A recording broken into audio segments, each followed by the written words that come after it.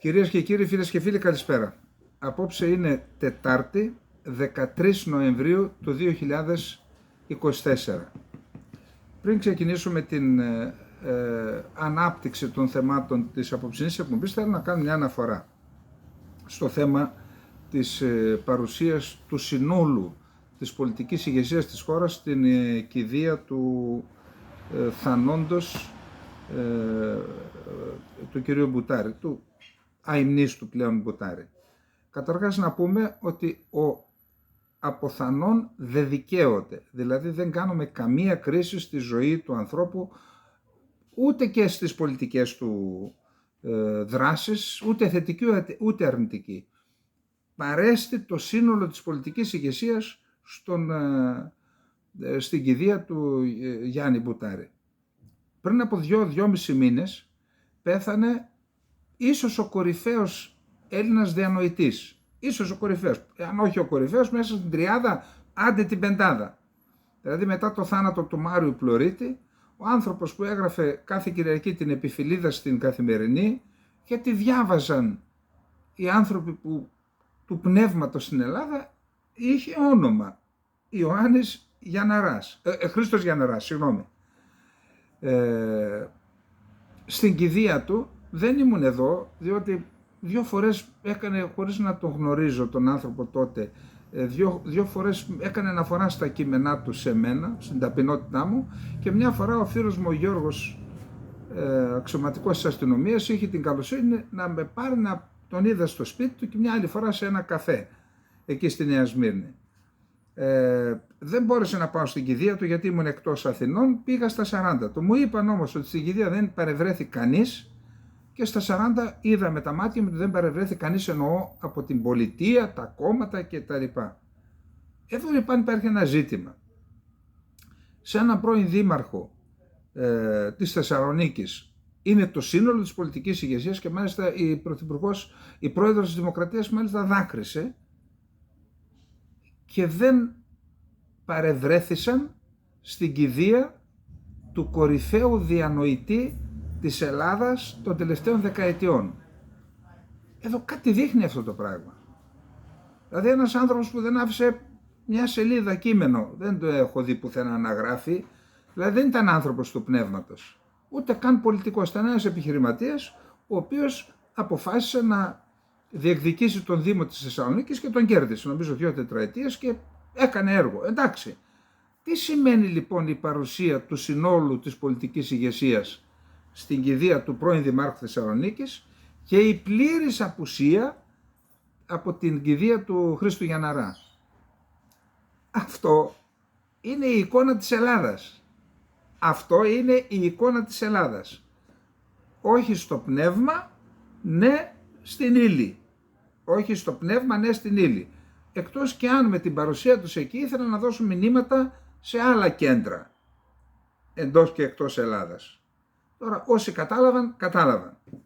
Λοιπόν, αυτά είχα να πω για το. Πάντως είναι θλιβερό να φεύγει μόνο στους ουρανούς ο Γιανναράς, μόνο με τους φίλους του, και να υπάρχει το σύνολο αυτών που αποφασίζουν για τις τύχες αυτής της χώρας, αυτού του λαού, ποιο θα είναι το μέλλον του τις επόμενες δεκαετίες, ίσως και αιώνες.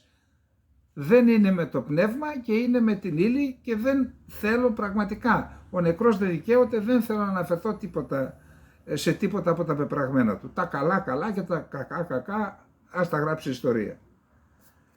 Ο Έλληνας Πρωθυπουργός είναι η 29η διάσκεψη των μερών της σύμβασης του ΟΗΕ για την κλιματική αλλαγή. Γίνεται στο Μπακού, την πρωτεύουσα του Αζερβαϊτζάν. Ο Έλληνας Πρωθυπουργός είναι εκεί. Έδωσε συνέντευξη στο Bloomberg, τηλεοπτική συνέντευξη, και λέει, ο Πρωθυπουργός τόνισε ότι πρέπει να επιταχυνθούν οι αλλαγές στην ενεργειακή μετάβαση, και έκανε έκκληση για μεγαλύτερη χρηματοδότηση για την αντιμετώπιση της κλιματικής κρίσης από την Ευρωπαϊκή Ένωση. Σε άλλο σημείο, ο Πρωθυπουργός ανέφερε χαρακτηριστικά.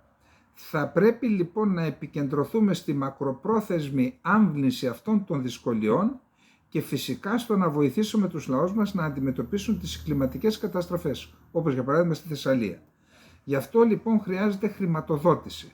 Δεν πρόκειται δηλαδή να βοηθήσουμε μόνο τις φτωχές χώρες να αντιμετωπίσουν τον μετασχηματισμό, αλλά και πιο όριμες οικονομίες να αντιμετωπίσουν τις συνέπειες της κλιματικής κρίσης. Ερωτηθείς αναφορικά με τις προσδοκίες του από τον Ντόναλντ Τραμπ σχετικά με το κλίμα, απάντησε: ας περιμένουμε να δούμε τι θα κάνει. Ελπίζω ότι δεν θα δούμε τη ΣΥΠΑ να φεύγουν από τη Συμφωνία του Παρισιού. Νομίζω ήδη το ανακοίνωσαν ότι θα φύγουν. Για την τηλεφωνική, ερωτώμενος για την τηλεφωνική συνομιλία που είχε με τον Τραμπ, ο Πρωθυπουργός έκανε λόγο για μια φιλική συνομιλία, προσθέτοντας ότι η ελληνοαμερικανική συνεργασία είναι πυλώνας σταθερότητας στη Μεσόγειο. Λογικά θα έπρεπε να πει και κάτι άλλο. Δεν είπαν τίποτα δηλαδή. Τι είπαν? Ότι μόνο είναι πυλώνας σταθερότητας και δεν έπρεπε να τα αναφέρει αυτό στο Bloomberg που το βλέπει όλη η ανθρωπότητα? Τέλος πάντων. Μετά ανέφερε ότι η Ελλάδα έχει ηγετική θέση στον ενεργειακό μετασχηματισμό και αυτό βεβαίως δημιουργεί αρκετές ευκαιρίες επένδυσης για τη χώρα. Αυτό ήταν ένα μήνυμα προς τους επενδυτές να επενδύσουν στην Ελλάδα που έχει κάνει τον ενεργειακό μετασχηματισμό. Τώρα, στα εγγένεια του ελληνικού περιπτέρου που έγινε εκεί στον Μπακού, στη διάσκεψη του ΟΗΕ δηλαδή, ο Πρωθυπουργός είπε: η Ελλάδα παρήγαγε την περισσότερη ενέργεια από τα ορυκτά καύσιμα το 2007.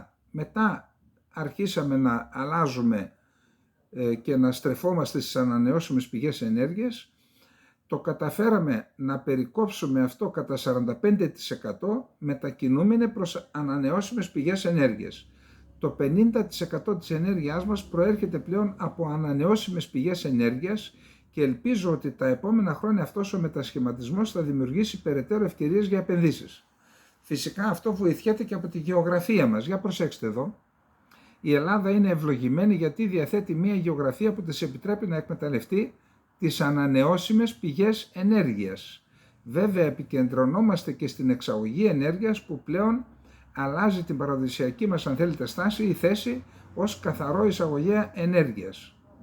Και μετά μίλησε για τον πράσινο μετασχηματισμό. Εδώ θα ήθελα να πω ότι αυτό το ζήτημα του αιωλικού δυναμικού του Αιγαίου, εννοώ στα διεθνή ύδατα του Αιγαίου, ίσως να είναι και η κινητήρια δύναμη, καθώς και τα συμφέροντα που κρύβονται πίσω από αυτό, δηλαδή ποιος θα κατασκευάσει τις ανεμογεννήτριες, ποιος θα κατασκευάσει αν είναι πλωτές ή ποιος θα τις εγκαταστήσει στο βυθό, ποιος θα κάνει τις διασυνδέσεις, καλώδια, διαδικασίες, ποιος θα κατασκευάσει την διασύνδεση Ελλάδας-Γερμανίας και ποιος θα αγοράζει ή ποιος θα πουλάει το ηλεκτρικό ρεύμα που θα παράγεται. Όλο αυτό είναι μια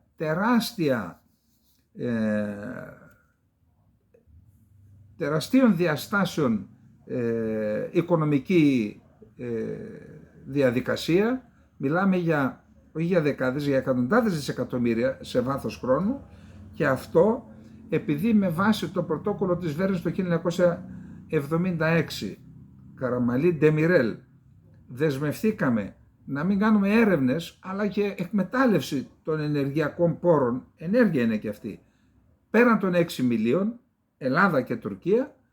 Αυτό ίσως να αποτελεί την κινητήρια δύναμη της λεγόμενης ελληνοτουρκικής προσέγγισης, ούτως ώστε είναι βέβαιο ότι δεν πρόκειται η Τουρκία να συνενέσει να πάει μόνο για ένα θέμα στη Χάγη. Η Ελλάδα, αν υποχωρήσει σε αυτό, πιστεύω ότι το πολιτικό σύστημα θα θέσει πρώτων ευθυνών της την κυβέρνηση που θα το κάνει αυτό. Άρα, αφού δεν μπορούμε να τα βρούμε τι ανήκει σε ποιον, ελάτε να το κάνουμε μαζί το εγχείρημα. Εκεί θα μας καταλήξουν και κοιτάξτε τι σημασία δίνουν σε αυτό το θέμα. Τώρα, χθες έγινε στοιχείο διμερής συνάντηση Ελλήνων αξιωματικών του λιμενικού και της ακτοφυλακής. 11 ανώτεροι αξιωματικοί, ίσως και ήταν και κανένας ανώτατος, Τούρκοι, οι διοικητές των διοικήσεων ακτοφυλακής από τα Δαρδανέλια μέχρι πέρα από τη Μάκρη. Αυτοί 11 διοικήσεις υπάρχει, άρα και οι 11 έστειλαν ένα εκπρόσωπο στοιχείο, και από την πλευρά της Ελλάδας υπήρχαν και από εμάς 11 από διάφορα λιμεναρχεία της περιοχής. Να σας τα πω ποια είναι τα λιμεναρχεία από την Ελλάδα: Λέσβο, Σάμο, Χίο, Κο και Ρόδου, και αξιωματικοί από το αρχηγείο του λιμενικού σώματος. 11 άτομα αυτοί, 11 εμείς, κάθισαν και συζήτησαν την συνεργασία στο θέμα της αντιμετώπισης της παράνομης μετανάστευσης, αλλά και της κλιματικής δράσης σε διεθνή ύδατα ή από την Ελλάδα προς την Τουρκία και το ανάποδο. Αποφασίστηκε, ενώ υπήρχε ένα κόκκινο πορτοκαλί τηλέφωνο μεταξύ του αρχηγείου του λιμενικού σώματος και του αρχηγείου της ακτοφυλακής της Τουρκίας, του Γενικού Αρχηγείου, τώρα αποφασίστηκε να μπουν και γραμμές μεταξύ των λιμενικών αρχών των ελληνικών που προανέφερα και των 11 διοικήσεων ακτοφυλακής της Τουρκίας. Αυτό πιστεύω ότι είναι μια θετική εξέλιξη, δηλαδή εάν η Ελλάδα έχει διαπιστώσει ότι τώρα φορτώνουν σε αυτή την ακτή 35 άτομα, εάν το έχουμε βρει με τα μη επανδρομένα αεροσκάφη που πρέπει να έχουμε μονίμως στον αέρα, που δεν έχουμε ακόμα, και τους βλέπουμε να φορτώνονται, εκείνη τη στιγμή γίνεται το βλέπει η λιμενική αρχή ελληνική που έχει την οθόνη και λέει: τώρα αυτή τη στιγμή στο Σιγατζίκι, στην ακτή της Τουρκίας, φορτώνουν 35 άτομα, άρπαξέ τους. Ή ακόμα και να ξέφυγε προτού βγει από τα τουρκικά χωρικά ύδατα, πήγαινε και μάζεψέ τους να μην έρθουν στην Ελλάδα. Πιστεύω ότι αυτό είναι μια συμφωνία σε σωστή βάση, αλλά ταυτόχρονα την ίδια στιγμή θα πρέπει να εμπλέκεται και η Frontex και η Ευρωπαϊκή Ένωση, η αρμόδια επίτροπος. Δεν ξέρω τι έχουν εκεί πέρα, η επίτροπος μετανάστευσης. Και έτσι, σε περίπτωση που η Τουρκία είναι κακότροπη και δεν συνεργάζεται, να εκτεθεί. Δηλαδή είναι μια συμφωνία που από μόνη της πιστεύω ότι δεν θα φέρει τα αποτελέσματα που θα έφερνε εάν διασυνδέαμε αυτή τη διαδικασία με τη Frontex αλλά και με την αρμόδια επίτροπο μετανάστευσης. Γιατί μέχρι τώρα τρώμε μόνο δούλεμα, χοντρό δούλεμα από τους Τούρκους. Ναι, συνεργαζόμαστε και στέλνουν συνέχεια τις καραβιές. Τώρα, πάλι στα δικά μας θέματα είμαστε.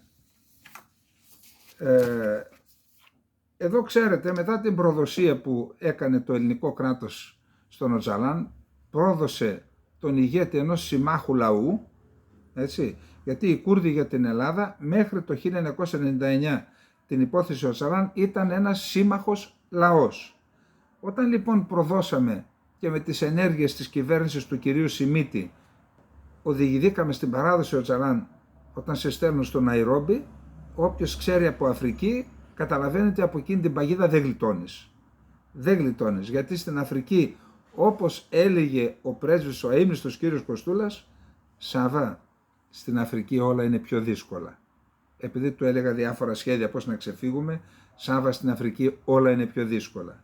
Εν πάση περιπτώσει, μετά την προδοσία εκείνη υπάρχει μια παγωμάρα στις ελληνοκουρδικές σχέσεις. Όλοι είναι μαγκωμένοι, γιατί τότε μετά τις αποκαλύψεις του ομιλούντος, όταν είπα τότε στο ραδιόφωνο μιλώντας αποφάσισα να μιλήσω γιατί υπήρχαν και σχέδια άλλα. Και είπα, έγινε προδοσία, επί 12 μέρες βάλαμε τα στήθη μας να σώσουμε τον άνθρωπο, αλλά η υπόθεση ήταν υπονομευμένη και κατέληξε στην παράδοση. Μετά σε 24 ώρες παραιτήθηκαν 3 υπουργοί. Πάγκαλος, Παπαδόπουλος και Πετσάλνικος. Και από τότε τελείωσε η καριέρα τους, έτσι.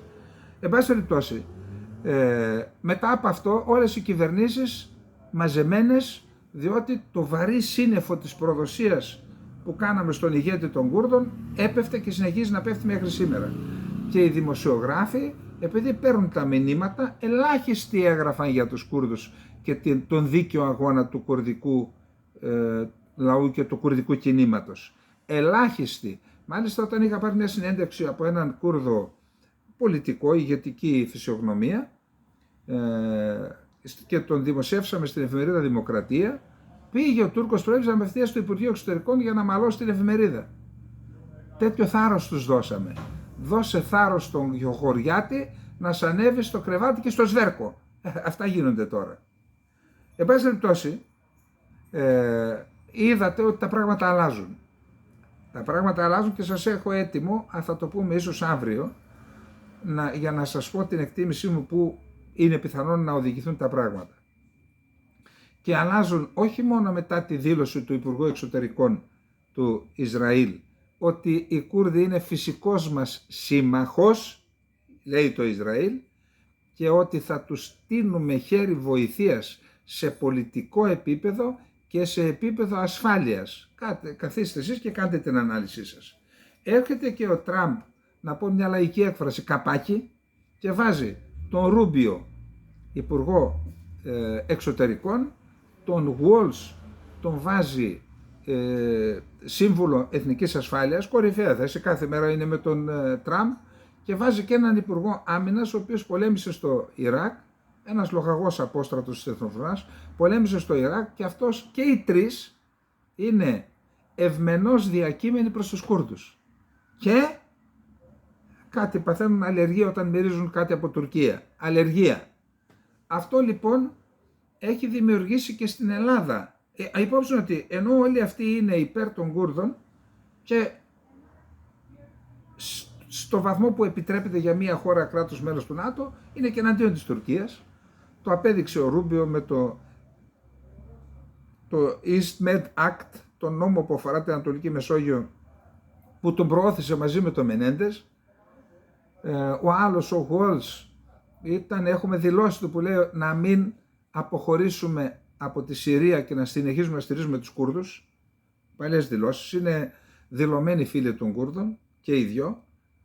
Αυτό δημιουργεί σοβαρά προβλήματα στην Τουρκία και θα δούμε μετά τις ανησυχίες που εκφράζουν, και σε αυτή τη φάση, ενώ όλοι αυτοί οι σύμμαχοί μας, Αμερικανοί και Ισραηλοί, είναι υπέρ των Κούρδων, εμείς δεχθήκαμε να έρθει εδώ Φιτάν και να καλέσει, θράσος ακούστε, την Ελλάδα για πιο αποτελεσματική συνεργασία για καταπολέμηση της τρομοκρατίας. Ο αρχιτρομοκράτης, ο υποστηρικτής των τρομοκρατών Φιτάν, δεν υπάρχει μεγαλύτερος υποστηρικτής της Ισλαμικής τρομοκρατίας από το Φιτάν, τον ίδιο ως πρόσωπο. Αυτός μετέφερε όπλα, πυρομαχικά και άλλα πράγματα για να αισθάνονται καλά, ουσίες, στους τζιχαντιστές του Ισλαμικού κράτους και της Αλ-Κάιδα,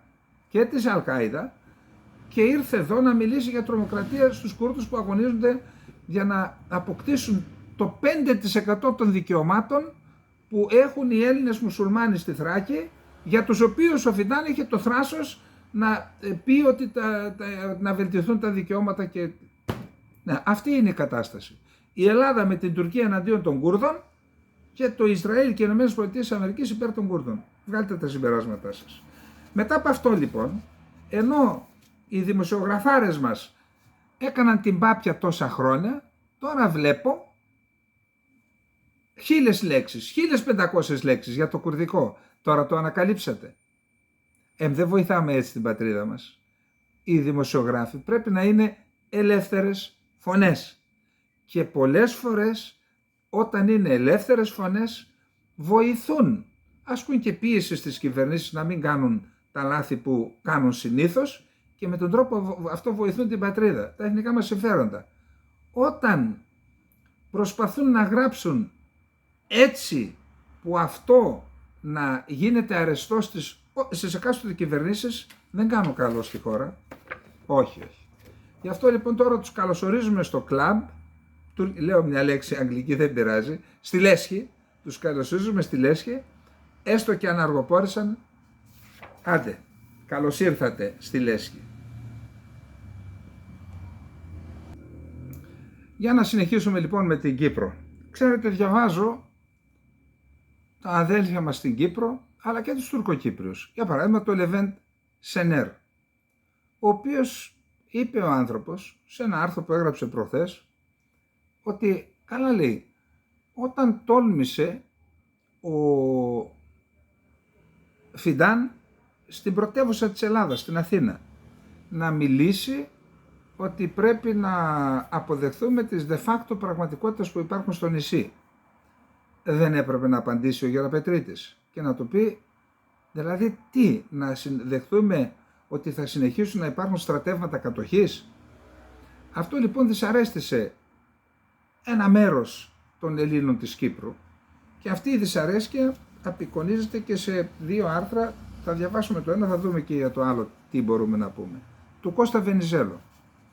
Η Ευγένεια Γεραπετρίτη και το αυτογκόλ για Κύπρο. Ευγενικός οικοδεσπότης σε εισαγωγικά θέλησε να είναι ο Έλληνας Υπουργός Εξωτερικών Γεώργιος Γεραπετρίτης την περασμένη Παρασκευή, όταν συνάντησε στην Αθήνα τον Τούρκο ομόλογό του Χακάν Φιντάν. Η Ευγένεια βέβαια μερικές φορές παρεξηγείται, γιατί όταν η προσπάθεια είναι να μην ενοχληθεί ο συνομιλητής, τούτο παρεξηγείται. Είναι πολύ πιθανό να εκλάβει η Άγκυρα την αφωνία ως αδυναμία και την μη σαφή τοποθέτηση ως αποδοχή των όσων υποστηρίζει η κατοχική πλευρά. Συνεπώς δεν αρκεί να λέγεται πως στο Κυπριακό επιβεβαιώθηκε η διαφωνία των δύο πλευρών. Ο Έλληνας υπέξ είπε ενώπιον του Χακάν Φιντάν τα γνωστά και επαναλαμβανόμενα που λέγονται από όλους εκείνους που αναφέρονται τυπικά στο Κυπριακό ή από εκείνους που δεν θέλουν να αγγίξουν την ουσία. Τι είπε ο κύριος Γεραπετρίτης? Παραμένουμε σταθεροί στη θέση για μία λύση βασισμένη στις αποφάσεις του Συμβουλίου Ασφαλείας του ΟΗΕ στο πλαίσιο μιας διζωνικής δικοινοτικής ομοσπονδίας.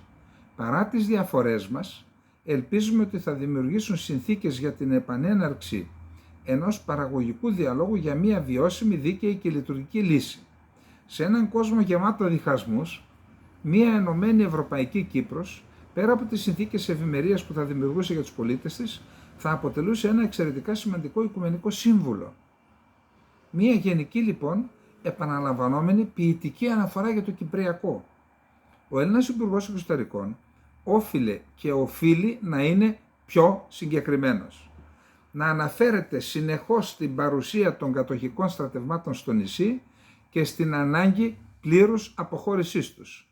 Αυτή είναι η πραγματικότητα στην Κύπρο και όχι εκείνη που πιπιλίζει ο Τούρκος Υπουργός Εξωτερικών και τέος αρχικατάσκοπος και αρχιτρομοκράτης, λέω εγώ, ή υποστηρικτής των τρομοκρατών. Γι' αυτόν η πραγματικότητα είναι νομιμοποίηση των αποτελεσμάτων της κατοχής. Ο τουρκοκύπριος δημοσιογράφος Ενέρ Λεβέντ, αναφερόμενος χθες στο άρθρο του, στα όσα υπόθηκαν από το Φιντάν στην Αθήνα, διερωτήθηκε. Τι σημαίνει de facto πραγματικότητες που είπε ο Φιντάν? Σημαίνει πως κατακτήσαμε το 37% του νησιού και αποδεχτείτε το, σαν να λέει ο Φιντάν. Σημαίνει πως εσείς κατέχετε το κράτος της Κυπριακής Δημοκρατίας, διώξετε τους τουρκοκύπριους από αυτό το κράτος, αποδεχτείτε το. Σημαίνει ότι δεν είναι δικές σας πλέον η Κερίνια, η Αμόχωστος και η Μόρφου, ανήκουν στο τουρκοκυπριακό κράτος, αποδεχτείτε το. Και άλλα λέει ο Σενέρ Λεβέντ, ίσως αύριο να πούμε το άρθρο του γιατί έχει σημασία. Η λύση του Κυπριακού περνά μέσα από την ανατροπή των κατοχικών δεδομένων. Αυτή είναι η μόνη οδός και όχι τα ευχολόγια. Ο Έλληνας Υπουργός θα μπορούσε να ήταν πιο συγκεκριμένος, όπως άλλωστε επέλεξε να πράξει αναφερόμενο στον πόλεμο στη Γάζα. Ένα θέμα στο οποίο επίσης διαφωνούν Αθήνα και Άγκυρα. Σε αυτό το ζήτημα ήταν πιο συγκεκριμένος. Επικαλέστηκε το διεθνές δίκαιο και το δικαίωμα του Ισραήλ στην αυτοάμυνα. Εντάξει, τώρα τι να πούμε. Εντάξει. Η αποφυγή να υποθεί το αυτονόητο για το Κυπριακό, ενώ υπόθηκε για την Γάζα όπως το είπε, είναι αδυναμία και φόβος. Το φοβικό σύνδρομο, όταν αποτελεί βασικό εργαλείο διαχείρισης, ενθαρρύνει την αντίθετη πλευρά στην αντίπερα όχθη και την δίνει θάρρος να ζητά περισσότερα. Την ενθαρρύνει να επιμένει στις παράλογες διεκδικήσεις της. Από τα όσα υπόθηκαν και δημόσια ή δημοσιεύθηκαν ως πληροφορίες, προκύπτει ότι ο δρόμος για τα ελληνοτουρκικά είναι μακρύς και ανηφορικός. Γι' αυτό και δεν βοηθάει η λογική ότι πρέπει να κρύβονται τα ζητήματα κάτω από το χαλί για να μην χαλάσει το καλό κλίμα. Ο Γεραπετρίτης δεν είπε το αυτονόητο, ότι δηλαδή στην Κύπρο υπάρχει η πραγματικότητα της συνεχιζόμενης κατοχής από την Τουρκία εδαφών της και παράλληλα επιχειρείται από την Άγκυρα μια συστηματική προσπάθεια εδραίωσης της παρουσίας της. η ελληνική κυβέρνηση φαίνεται να μην θεωρεί προϋπόθεση για εξομάλυνση των ελληνοτουρκικών σχέσεων την επίλυση του Κυπριακού. Αλλά αυτό δεν σημαίνει ότι μπορεί να κρύβει το Κυπριακό μέχρι να υλοποιηθούν οι σχέσεις και στη συνέχεια να διευκολυνθεί η προσπάθεια για λύση. Ο Έλληνας υπέξ θα μπορούσε να πει το αυτονόητο για το τι συμβαίνει στην Κύπρο από το 1974 και να πει στον Φιντάν πως πρέπει ο στρατός κατοχής να τσακιστεί και να φύγει από την Κύπρο. Τώρα, ο κύριος Χριστοδουλίδης είπαμε ότι είναι στον Μπακού, εκεί συζήτησε και με τον Φιντάν και με τον Γκουτιέρες για λίγο, τον Γκουτέρες. Το Φιντάν του έκανε πρόταση για απευθείας συνομιλίες Κύπρου, Κυπριακής Δημοκρατίας Άγκυρας, για να έχουμε καλύτερο συντονισμό με στόχο την πενταμερή. Επίσης η πενταμερής θα γίνει με πλήρη συμμετοχή της Βρετανίας, που είναι εγκύτρια δύναμη, γιατί η Τουρκία την ήθελε μόνο για ένα τραπέζι από τα πολλά που θα γίνουν, και ότι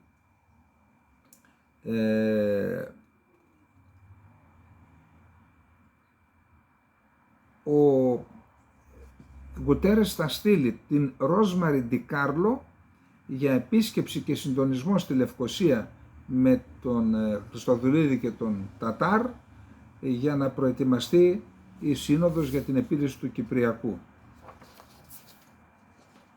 Τώρα να πάμε λίγο στην Τουρκία, να δούμε τι γίνεται εκεί, γιατί κυλοπονάει ο Ερντογάν και ο Μπαχτσελή. Λοιπόν, τώρα, τι λέει ο Ερντογάν για τους... Μισό λεπτό γιατί έχουμε ωραία πράγματα εδώ, ωραία και φρέσκα. Ο Ερντογάν, επιστρέφοντας από τον Μπακού, συνήθως όταν είναι στο εξωτερικό, στην επιστροφή στο αεροπλάνο, κάνει τις πιο σημαντικές δηλώσεις.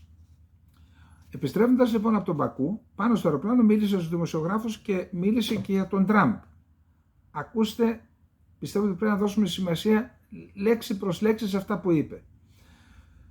Ο Ερντογάν ελπίζει ότι ο Τραμπ θα υιοθετήσει διαφορετική προσέγγιση στη Μέση Ανατολή κατά την προεδρική του θητεία από τον Biden, αλλά θεωρεί ανησυχητικά ορισμένα μηνύματα που προέρχονται από την πλευρά Τραμπ. Μου φαίνεται ότι είναι πολύ νωρίς να κάνω διαπιστώσεις επ' αυτού.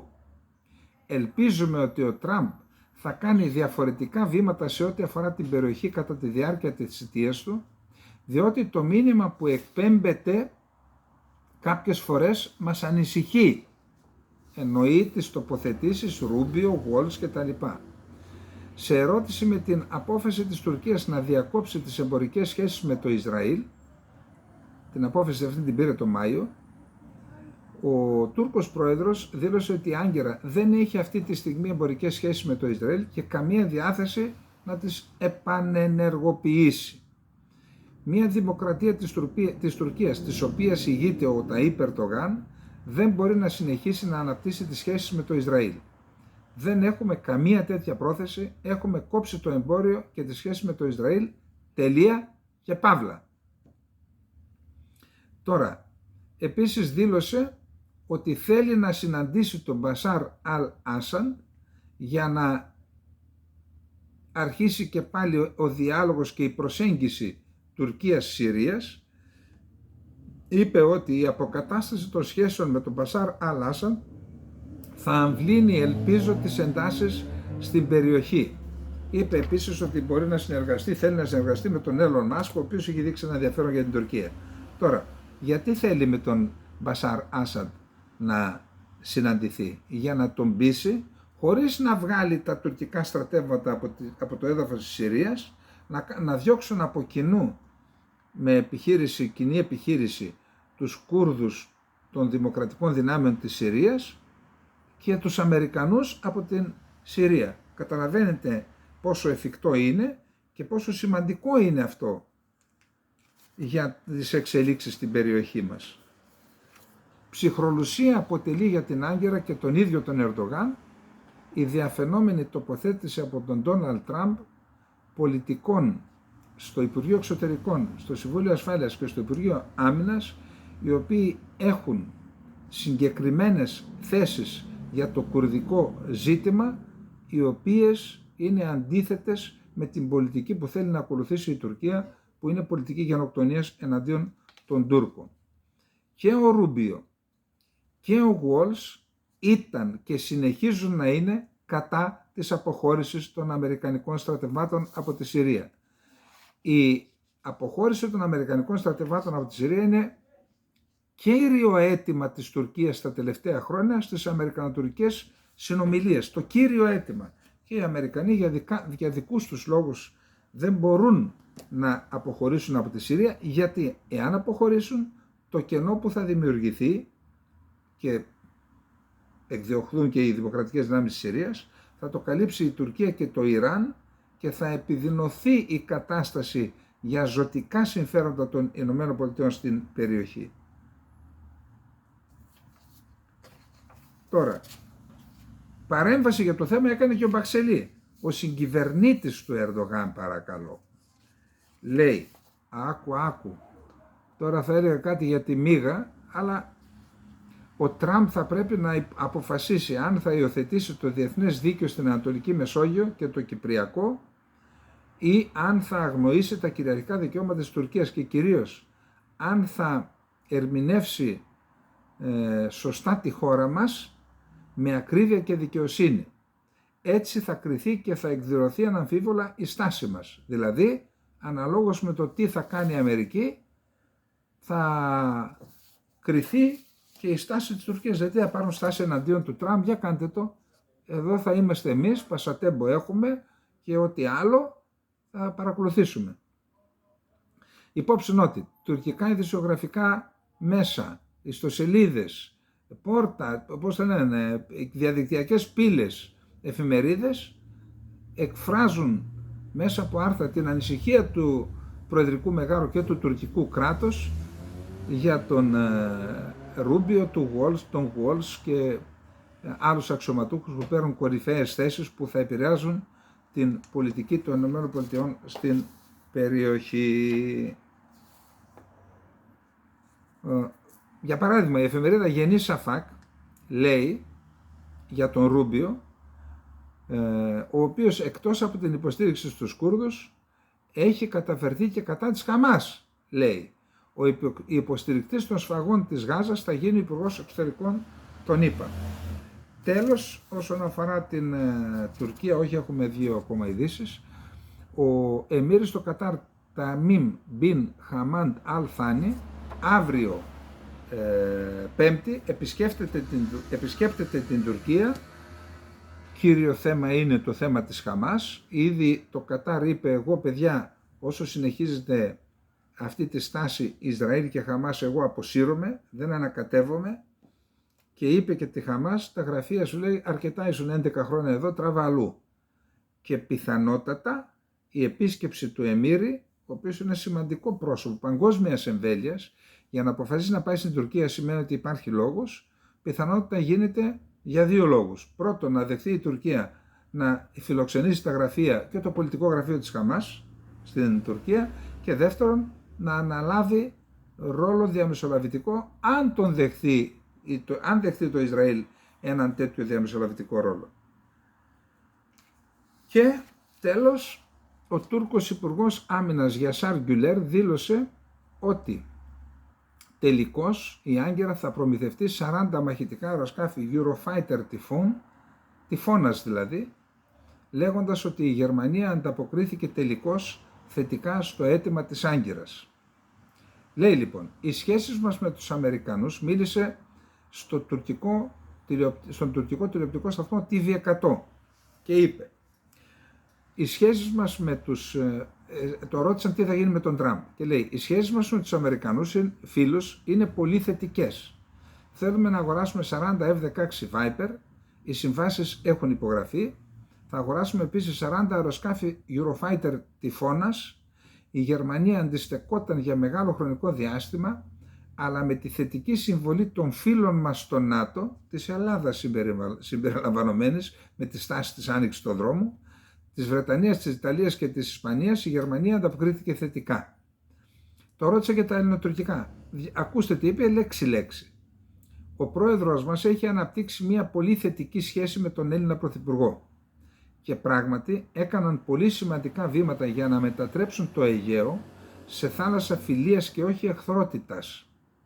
Σε θάλασσα εχθρότητας το μετέτρεψαν οι Τούρκοι με τις συνεχείς παραβιάσεις. Εμείς δεν κάναμε τίποτα.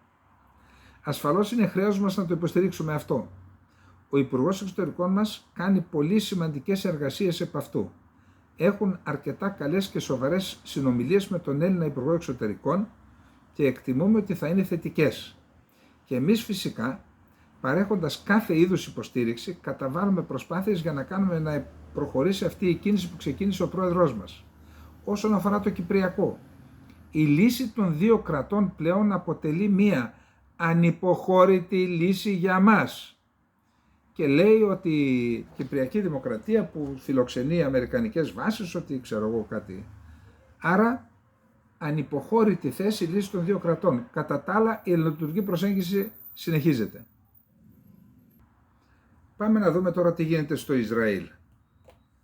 Εκεί 2 ή 3 μέρες πριν από την επίθεση του Ιράν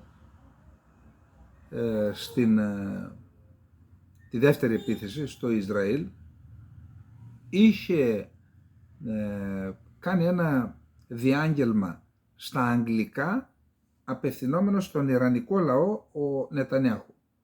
Χθες έκανε ένα δεύτερο, μάλιστα στα αγγλικά και μάλιστα εκτενές, και πραγματικά μετέφερε πολύ σημαντικά μηνύματα στον ιρανικό λαό που δείχνουν και τις επιδιώξεις, τους σχεδιασμούς, όχι μόνο τους επιχειρησιακούς, αλλά και τους πολιτικούς σχεδιασμούς του Ισραήλ για το Ιράν. Να τις διαβάσουμε λέξη-λέξη, γιατί, προσέξτε, και δεν το παίζουμε ειρηνιστές τώρα, είμαστε εναντίον των πολέμων, ιδιαίτερα εναντίον της σφαγής αμάχων, όποιος και να τις διαπράττει.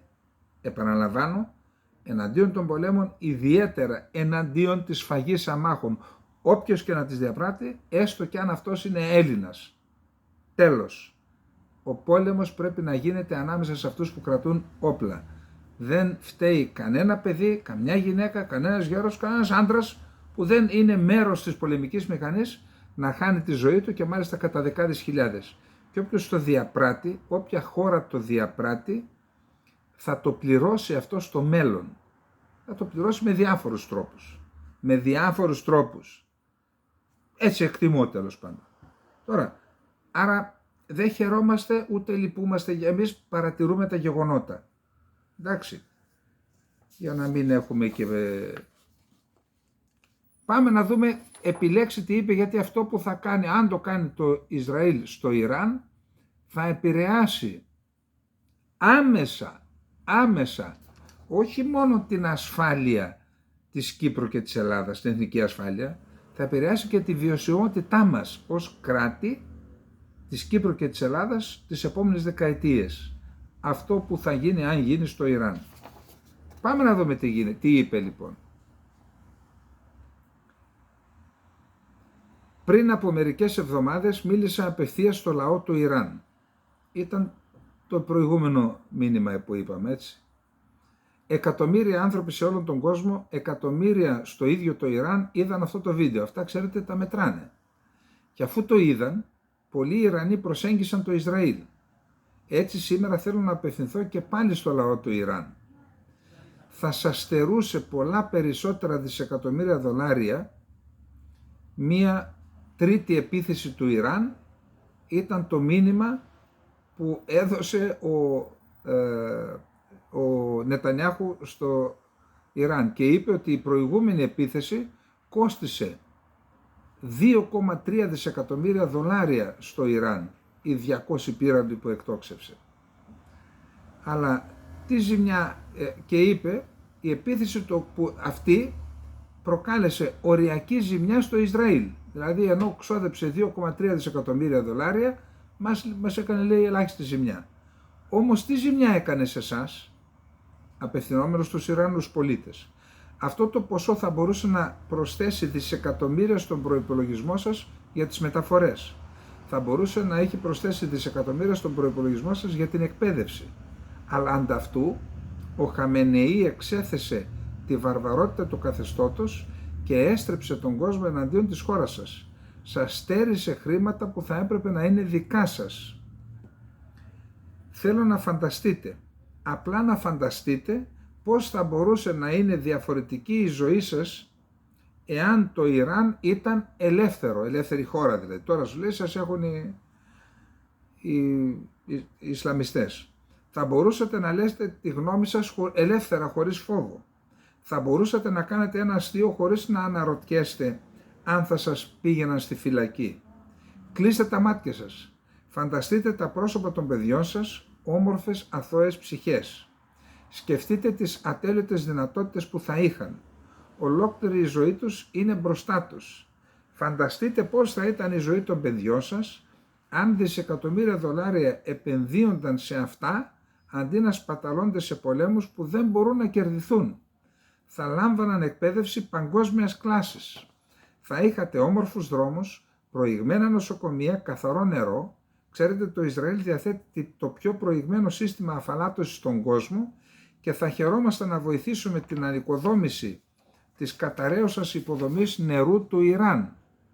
Αυτά και τόσα άλλα πράγματα είναι τα πράγματα που θα μπορούσατε να έχετε. Το καθεστώς θέλει να καταστρέψει το μέλλον σας, καθώς επιδιώκει να καταστρέψει το δικό μας κράτος, το Ισραήλ. Λοιπόν, δεν θα το αφήσουμε να συμβεί. Δεν έχω καμία αμφιβολία ότι μια μέρα θα είναι ελεύθερο το Ιράν, οι Ισραηλοί και οι Ιρανοί θα οικοδομήσουν μαζί ένα μέλλον ευημερίας και ειρήνης.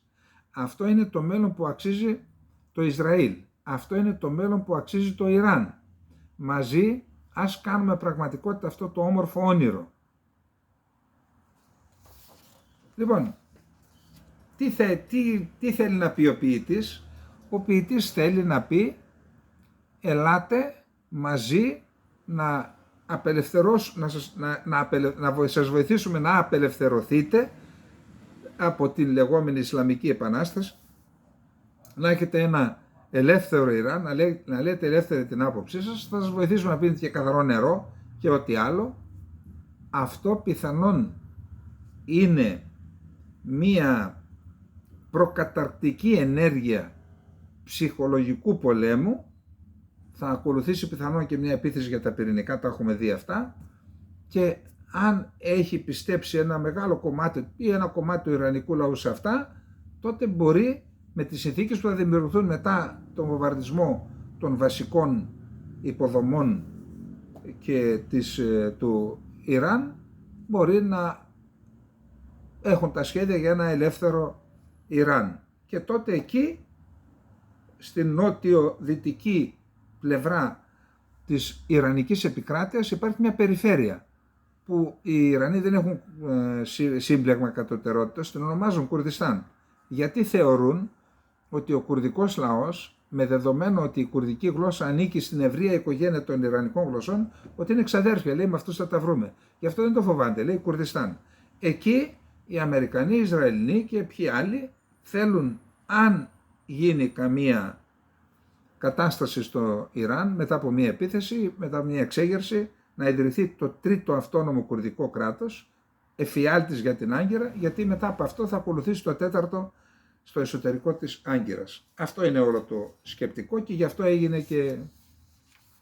Ο Ισραηλινός στρατός ανακοίνωσε ότι έχει καταστρέψει ένα μεγάλο μέρος των δυνατοτήτων που είχε, των εργοστασίων στην ουσία, που διέθετε η Χεσμολάχ για την παραγωγή όπλων, ρουκετών, βλημάτων κτλ. Πάντως, εκτοξεύτηκαν 10 ρουκέτες σήμερα στην πόλη Ναχαρίγια, είναι παράκτια πόλη του Ισραήλ, εκεί σκοτώθηκαν 2 άτομα, όπως επίσης στη διάρκεια αυτής της προσβολής με ρουκέτες έκλεισε για ένα διάστημα και το διεθνές αεροδρόμιο Μπεν Γκουριόν. Επίσης, ο Γιαγιά Σαρί, ο εκπρόσωπος των Χούθη, είπε ότι κάναν 2 επιθέσεις σε πολεμικά πλοία των ΗΠΑ. Η μία έγινε, όπως λένε πάντα, στο αεροπλανοφόρο Αβραάμ Λίνκολν και έτσι απέτρεψαν επίθεση που προετοιμαζόταν να κάνει εναντίον των Χούθη, στόχων στην Ιεμένη, και επίσης έκαναν επίθεση με βαλιστικούς πυράβλους και μη επανδρομένα αεροσκάφη εναντίον 2 καταδρομικών του αμερικανικού πολεμικού ναυτικού. Δεν έχουμε λεπτομέρειες από την αμερικανική πλευρά για το αν έγινε επίθεση και πώς και τι.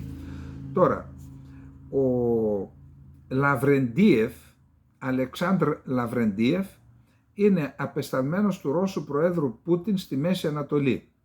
Σε συνέντευξη που παραχώρησε σήμερα στο πρακτορείο Ρία Νοβόστη, είπε ότι οι στρατιωτικοί μας προφανώς και ενημέρωσαν τους Ισραηλινούς αξιωματούχους ότι οι ενέργειες αυτού του είδους, δηλαδή αεροπορικοί βομβαρδισμοί κοντά στην αεροπορική βάση που διαθέτει η Ρωσία στη Λατάκια, τη βάση Χμεϊμίν, είναι ένα μέρος του διεθνούς αεροδρομίου της Λατάκιας, εκεί. Οι στρατιωτικοί μας ενημέρωσαν τους Ισραηλινούς αξιωματούχους ότι οι ενέργειες αυτού του είδους που θα μπορούσαν να θέσουν σε κίνδυνο τη ζωή Ρώσων στρατιωτών εκεί είναι απαράδεκτες. Γι' αυτό ελπίζουμε ότι αυτό το γεγονός που σημειώθηκε τον Οκτώβριο δεν θα επαναληφθεί. Τον Οκτώβριο γίνει μια επίθεση αεροπορική του Ισραήλ στο λιμάνι της Λατάκιας που είναι σχετικά κοντά στο αεροδρόμιο. Και σε ερώτηση εάν χρησιμοποιείται η βάση για να μεταφέρονται εκεί οπλικά συστήματα από το Ιράν για τη Χεσμολάχ, είπε: δεν διαθέτουμε τη βάση μας για να τροφοδοτείται η λιβανική Χεσμολάχ. Ο διάδοχος της Σαουδικής Αραβίας κατηγόρησε το Ισραήλ ότι διαπράττει συλλογική γενοκτονία στη λωρίδα της Γάζας. Έχει κάνει τις σκληρότερες δηλώσεις από τότε που ξεκίνησε ο πόλεμος στη Γάζα. Το βασίλειο της Σαουδικής Αραβίας επαναλαμβάνει τη δέσμευσή του και την απόλυτη άρνησή του έναντι της συλλογικής γενοκτονίας που διαπράττει το Ισραήλ κατά του αδελφού Παλαιστινιακού λαού. Παράλληλα, υπερασπίστηκε το Ιράν ζητώντας το σεβασμό της κυριαρχίας του. Αυτά στη Σύνοδο Ηγετών των Ισλαμικών χωρών και του Αραβικού κόσμου. Ο Μπλίνκεν ζήτησε να υπάρξουν πραγματικές και παρατεταμένες ανθρωπιστικές παύσεις στη Γάζα από το Ισραήλ, γιατί υπάρχει αυτή η επιστολή που έστειλε και ο Μπλίνκεν και ο Όστιν στο Ισραήλ, ότι αν σε 30 μέρες συνεχίζετε να παραβιάζετε το αμερικανικό δίκαιο θα σας επιβάλλουμε εμπάργκο όπλων. Γι' αυτό τις τελευταίες μέρες άρχισαν να μπαίνουν ανθρωπιστική βοήθεια στη Γάζα. Πάμε να δούμε τώρα τι γίνεται στις ΗΠΑ. Λοιπόν, οι ΗΠΑ τοποθετήθηκε Υπουργός Εξωτερικών, ο Ρούμπιο είπαμε, Σύμβουλος Εθνικής Ασφάλειας, ο Γουόλς, τοποθετήθηκε και Υπουργός Άμυνας, ένας, για να δούμε τώρα,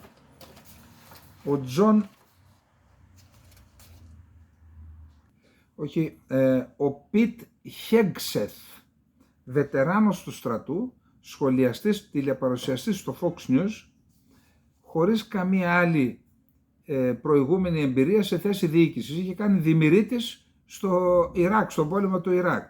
Λοχαγός απόστρατος της εθνοφυλακής είναι. Έχει πραγματοποιήσει σπουδές στο Χάρβαρτ και στο Πρίνστον. Διετέλεσε λοχαγός πεζικού στην Εθνική Φρονά το 2003, υπηρετώντας στο Αφγανιστάν, το Ιράκ και στον κόλπο του Γκουαντάναμου. Το 2019 ο Χέγσετ προέτρεψε τον Τραμπ να δώσει χάρη στους στρατιωτικούς των ΗΠΑ που κατηγορούνται για εγκλήματα πολέμου, και το 2021 εγκατέλειψε το στρατό λέγοντας ότι έχει βρεθεί στο περιθώριο και δεν είχε ευκαιρίες ανέλυξης λόγω των πολιτικών και θρησκευτικών του πεποιθήσεων. Επέκρινε τους συμμάχους του ΝΑΤΟ ως ξεπερασμένους εισβολείς και ανίσχυρους και έχει πει πως για τον τελευταίο αιώνα οι ΗΠΑ λειτουργούν ως αριθμός έκτακτης ανάγκης για τους Ευρωπαίους, τα ίδια που λέει και ο Τραμπ. Εξέφρασε επίσης την περιφρόνηση για αυτό που αποκαλεί τις πολιτικές της woke agenda των ηγετών του Πενταγώνου. Αυτός λοιπόν ανέλαβε Υπουργός Εθνικής Άμυνας, ένας λοχαγός χωρίς προηγούμενη εμπειρία διοίκησης, ούτε στο στρατό, τώρα δημιουργήτης ήταν, αλλά ούτε και σε κάποια κρατική υπηρεσία. Πάντως θεωρείται γεράκι, παρασημοφορημένο για τη δράση του στον πόλεμο.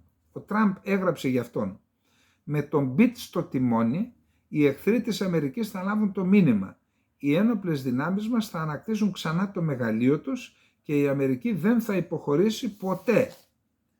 Τώρα, ο Τζον Ράτκλιφ, πρώην βουλευτής του Τέξας και διευθυντής των Εθνικών Μυστικών Υπηρεσιών του Τραμπ στην πρώτη διακυβέρνηση, προτάθηκε ως ο επόμενος επικεφαλής της υπηρεσίας πληροφοριών της CIA.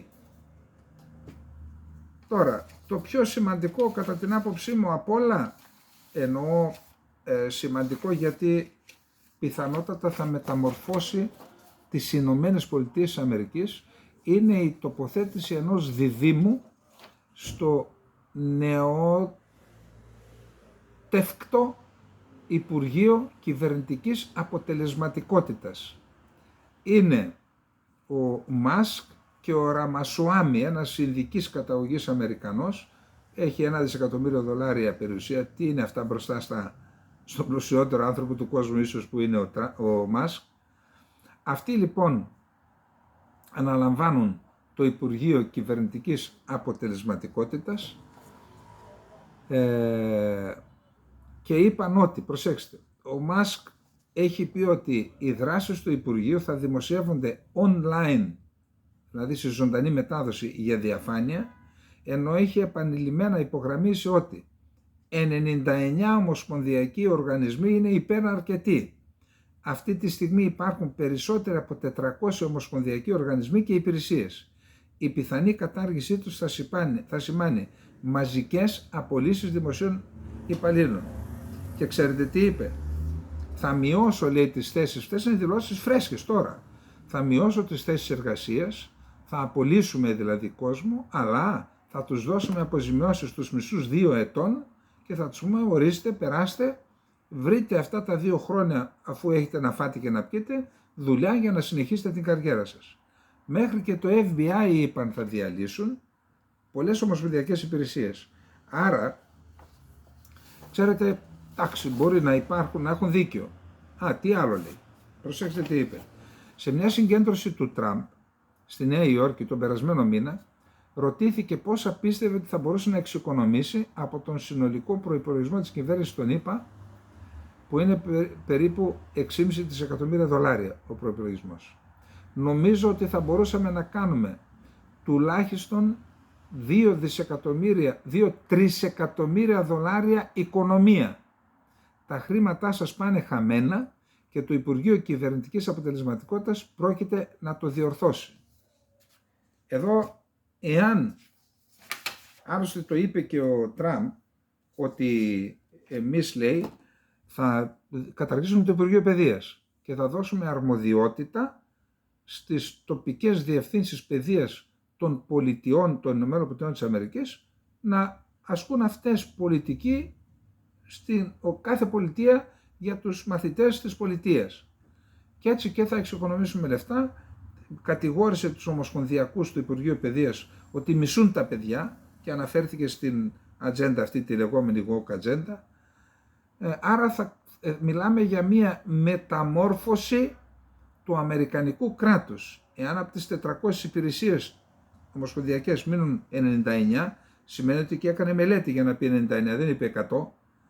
Καταλαβαίνετε ότι θα έχουμε ένα νέο κράτος. Θα το δούμε. Έχουμε και μία τελευταία δήλωση του Πεζεσκιάν, ο οποίος ρίχνει όχι άγκυρες, δίνει μηνύματα προς τις ΗΠΑ να τα βρουν. Πρέπει να συμπεριφερόμαστε στους φίλους μας με γενεοδωρία και να αντιμετωπίζουμε τους εχθρούς μας με μεγαθυμία. Είπε πάντως ότι η τελική απόφαση για συνομιλίες με τη ΣΥΠΑ επαφίεται στον ανώτατο ηγέτη Αγιατολάχ Αλί Χαμενεή και στο ανώτατο Συμβούλιο Εθνικής Ασφάλειας. Να περάσουμε στο τελευταίο μέρος της απόψινής μας εκπομπής. Πάμε στη Ρωσία. Εκεί το Ουκρανικό Υπουργείο Άμυνας και συγκεκριμένα ο εκπρόσωπος της νότιας στρατιωτικής διοίκησης της Ουκρανίας, δηλαδή εκεί που βρίσκεται στη Ζαπορίζια και στη Χερσόνα, δήλωσε ότι με βάση πληροφορίες που συλλέγουμε, η Ρωσία προετοιμάζεται να κάνει μία επίθεση στο νότιο τομέα, συγκεκριμένα κατά τη Ζαπορίζια, ότι έχει συγκεντρώσει στρατεύματα, δεν ανέφερε πόσα, Πάντως λέει αναπτύσσονται μονάδες πυροβολικού, μονάδες τεθωρακισμένων, κάνουν αναγνωρίσεις και περιμένουμε το επόμενο διάστημα να κάνουν μια μεγάλης κλίμακας επίθεση και στο νότιο τομέα, γιατί μέχρι τώρα οι επιθέσεις γίνονται στο κεντρικό και βόρειο τομέα. Δηλαδή μία γίνεται στο Κουπιάνσκ, δεύτερη γίνεται στο Σιβέρσκ, τρίτη γίνεται στο Τσάσιβιάρ που εκεί υπάρχει μια στασιμότητα, μετά είναι το Ρέτσκ και πιο κάτω το Ποκρόβσκ και το Βουγκλεντάρ. Αυτοί εκεί περί το Ρομπότινε και την Ζαπορίζια λέει ετοιμάζονται τώρα να κάνουν την επίθεση. Είπε πάντως ο εκπρόσωπος του Ουκρανικού Υπουργείου Άμυνας στην νότια περιοχή ότι εμείς έχουμε ενισχύσει τις άμυνές μας και τους περιμένουμε. Πάντως κατά τα άλλα στο Κούρσκ έχουμε δήλωση της, για να δούμε, του Βεντάτ Πατέλ, εκπροσώπου του State Department, ο οποίος λέει: μπορώ να βεβαιώσω ότι πάνω από 10.000 βορειοκοριάτες στρατιώτες στάλθηκαν στη Ρωσία, στην πλειονότητά τους έφτασαν στην περιφέρεια Κούρσκ, όπου άρχισαν να εμπλέκονται σε επιχειρήσεις μάχης μαζί με τις ρωσικές δυνάμεις. Και μάλιστα εξέφρασε την ανησυχία των ΗΠΑ για τη συμμαχία αυτή. Είχαμε επίθεση πυραυλική επίθεση στο Κίεβο από την Ρωσία και αναμένεται η μεγάλης κλίμακας αντεπίθεση της Ρωσίας στο Κούρσκ. Στόχος είναι να τους εκδιώξουν μέχρι το τέλος του έτους, να απελευθερώσουν τα εδάφη του Κούρσκ και στη συνέχεια να επιδοθούν με όλες τις δυνάμεις τους στα υπόλοιπα μέτωπα της Ουκρανίας. Κατά τα άλλα, η Ουκρανία συνεχίζει την επιστράτευση για να εκπαιδεύσει στρατό και να εκδηλώσει μια τελική αντεπίθεση μέσα στους πρώτους μήνες του 2025. Αυτό είναι στα σχέδια. Λοιπόν, αυτά είχαμε να πούμε για απόψε. Καληνύχτα, να είστε όλες και όλοι καλά. Γεια σας.